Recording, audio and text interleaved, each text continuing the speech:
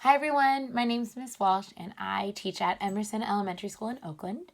And today I'm going to show you how to make your very own science notebook using just things that you have laying around the house at home. So the most important thing you're going to need is paper, because as scientists we love to take notes, which means that we are going to want lots and lots and lots of pages of paper. You can get just regular normal white paper, maybe it's scratch paper.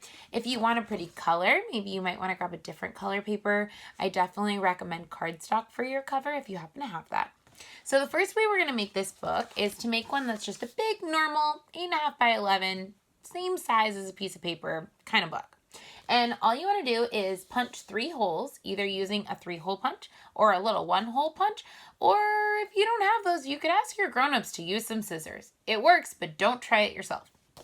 Then all we're going to do is take some string or an old shoelace or some ribbon or really anything that you have around the house, and we're going to tie our book together, and that's called binding. We're going to bind the book together.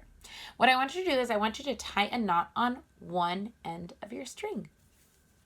You're going to thread this knot through the top of your book, so from top down, so that your knot ends up on the top. You're going to do the same thing going from top to bottom through the next hole, and finally same thing again, top to bottom through the last hole. So you'll end up with something that looks like that. Then you're going to want to take the corner of this string and you're going to want to loop it under right here so that you can tie it off and tie a little knot. That way your knot will still end up on the top of the book so that it doesn't keep your book from staying nice and flat.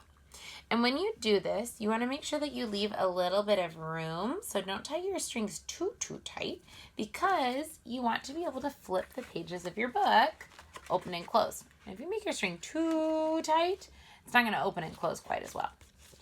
The nice thing about this style of notebook with something just as simple as a piece of string or a shoelace is that if you decide you want to add more pages, or maybe you printed out a worksheet that your teacher sent you and rather than gluing it in, you want to print it, you can always hole punch it, untie your strings, stick it in, tie your string again.